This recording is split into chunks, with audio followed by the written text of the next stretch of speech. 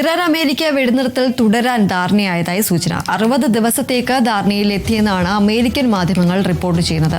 American president Donald ട്രംപിന്റെ അനുമതി ലഭിക്കാൻ കാത്തുനിൽക്കുകയാണെന്ന് റിപ്പോർട്ട്. ഇറാൻ അമേരിക്ക കരാറിൽ ചില വിഷയങ്ങളിൽ കൂടി തീരുമാനത്തിൽ എത്താനുണ്ടെന്നും വൈസ് പ്രസിഡന്റ് JD വാൻസ് പ്രതികരിച്ചു. വിവരങ്ങളുമായി വിസ്മയ പ്രകാശ് ചേരുന്നു. വിസ്മയ, ഈയൊരു പശ്ചിമേഷ്യയിൽ സമാധാനം പുലരുന്നു എന്നൊരു പ്രതീക്ഷയാണോ, ശുഭപ്രതീക്ഷയാണോ നൽകുന്നത്? വെടിനിർത്തൽ തുടരാൻ ഒരു ധാരണയാകുന്നതായാണ് സൂചന ലഭിക്കുന്നത്. ട്രംപിന്റെ അനുമതി കൂടി ലഭിക്കേണ്ടതുണ്ട് എന്നതാണ് പുറത്തുവരുന്ന വിവരങ്ങൾ. എന്തൊക്കെയാണ് മറ്റു വിവരങ്ങൾ?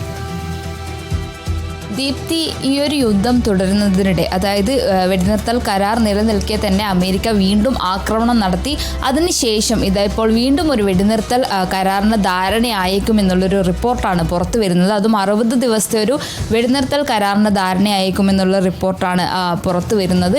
അതിനായി അമേരിക്കൻ പ്രസിഡന്റ് ഡൊണാൾഡ് ട്രംപിൻ്റെ ഒരു അനുമതിക്ക് വേണ്ടി കാത്തു നിൽക്കുകയാണെന്നാണ് അമേരിക്കൻ വൃത്തങ്ങൾ റിപ്പോർട്ട് ചെയ്യുന്നത്.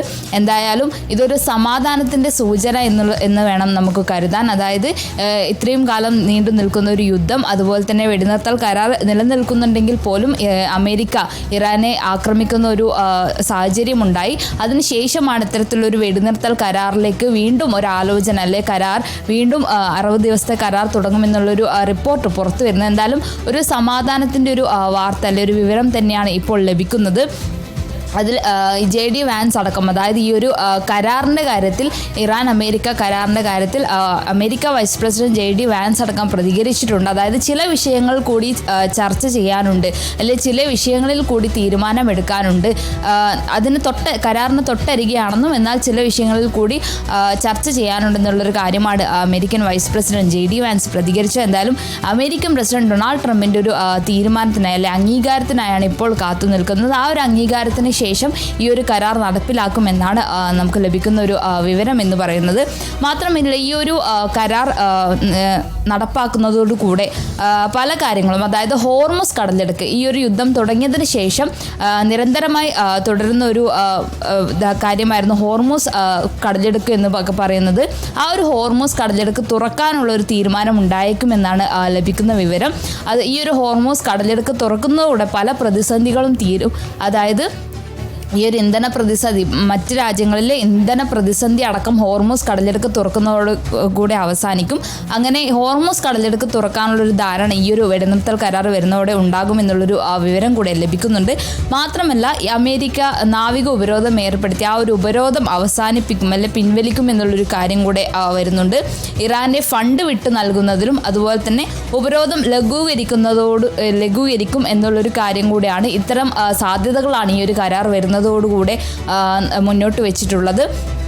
മാത്രമല്ല, ഈ ഒരു ഇരു രാജ്യങ്ങളിലും ഈ ഒരു നിലപാടിൽ കടുത്ത നിലപാട് ഉറച്ചു നിൽക്കുന്ന കുറച്ച് പേരുണ്ട്. ഈ ഒരു ആൾക്കാരെയും കൂടെ അനുനയിപ്പിക്കുക എന്നതാണ് ഇപ്പോഴത്തെ പ്രധാന വെല്ലുവിളി എന്ന് പറയുന്നത്. ഈ ഒരു 60 ദിവസത്തെ കരാർ നടപ്പിലാക്കാൻ ഇരു രാജ്യങ്ങളിലും ഈ ഒരു നിലപാടിൽ ഉറച്ചു നിൽക്കുന്ന കുറച്ച് പേരെ അനുനയിപ്പിക്കേണ്ടതുണ്ട്. ആ ഒരു അനുനയിപ്പിച്ചതിന് ശേഷവും, അതുപോലെ തന്നെ ട്രംപിൻ്റെ അനുമതിക്ക് ശേഷവും ഈ ഒരു കരാർ എന്തായാലും നിലവിൽ വരുന്നതായിരിക്കും. മാത്രമല്ല, കരാർ വരുന്നതോടുകൂടെ ഇതുവരെ ഇരുവരും തർക്കത്തിലേർപ്പെട്ട പല കാര്യങ്ങളിലും തീരുമാനമുണ്ടായിരിക്കും. അതിലൊന്നാണ് ഈ ഒരു ഹോർമുസ് കടലെടുക്ക് എന്ന് പറയുന്നത്. ഈ ഒരു ആക്രമണത്തിൻ്റെ കാര്യം പറയുകയാണെങ്കിൽ, അമേരിക്ക ഈ ഒരു തെക്കൻ ഇറാനിൽ ആക്രമണം നടത്തിയിരുന്നു കഴിഞ്ഞ ദിവസം. അതിനുശേഷം ഈ ഒരു ഇറാൻ കുവൈറ്റിലും ആക്രമണം നടത്തിയതായുള്ളൊരു റിപ്പോർട്ട് കൂടെ വരുന്നുണ്ട്. വ്യാഴാഴ്ച കുവൈറ്റിലെ US സൈനിക താവളത്തിന് നേരെയായിരുന്നു ഇറാൻ ആക്രമണം നടത്തിയിരുന്നത്. അതിൽ 5 ഇറാൻ ഡ്രോണുകൾ വെടിവെച്ചിട്ടതായി കുവൈറ്റിലെ ബാലിസ്റ്റിക് മിസൈൽ തടഞ്ഞതായും കുവൈറ്റിൽ നിന്നുള്ള മാധ്യമങ്ങൾ റിപ്പോർട്ട് ചെയ്തിട്ടുണ്ട്. എന്തായാലും ഈ ഒരു ആക്രമണം അമേരിക്ക നടത്തിയതിന് പിന്നാലെ തന്നെ ഇറാനും കുവൈറ്റിലേക്ക് ഒരു ആക്രമണം നടത്തിയിട്ടുണ്ട്. ഇനി അമേരിക്ക ആക്രമണം തുടരുകയാണെങ്കിൽ തിരിച്ചും ആക്രമണം ഉണ്ടാകും എന്നുള്ളൊരു മുന്നറിയിപ്പ് അടക്കം കുവൈറ്റ് നൽകിയിട്ടുണ്ട്. എന്തായാലും ഈ ഒരു വെടിനിർത്തൽ കരാറിലെ ചർച്ചകൾ പുരോഗമിക്കുകയാണ്. ഒരു 60 ദിവസത്തെ വെടിനിർത്തൽ കരാർ നടപ്പിലാക്കും എന്നുള്ളൊരു റിപ്പോർട്ടുകളാണ് പുറത്തു വരുന്നത്. അതിനായി അമേരിക്കൻ പ്രസിഡന്റ് ഡൊണാൾഡ് ട്രംപിൻ്റെ ഒരു അംഗീകാരത്തിനായി കാത്തിരിക്കുകയാണ് ദീപ്തി. ശരി, എന്തായാലും ഇറാൻ അമേരിക്ക വെടിനിർത്തൽ തുടരാൻ ധാരണയായതാണ് പുറത്തുവരുന്ന വിവരങ്ങൾ. 60 ദിവസത്തേക്ക് ധാരണയിൽ എത്തിയെന്നാണ് അമേരിക്കൻ മാധ്യമങ്ങളടക്കം റിപ്പോർട്ട് ചെയ്യുന്നത്. അമേരിക്കൻ പ്രസിഡന്റ് ഡൊണാൾഡ് ട്രംപിന്റെ അനുമതി ലഭിക്കാൻ കാത്തുനിൽക്കുകയാണ് എന്നതാണ് റിപ്പോർട്ടുകൾ.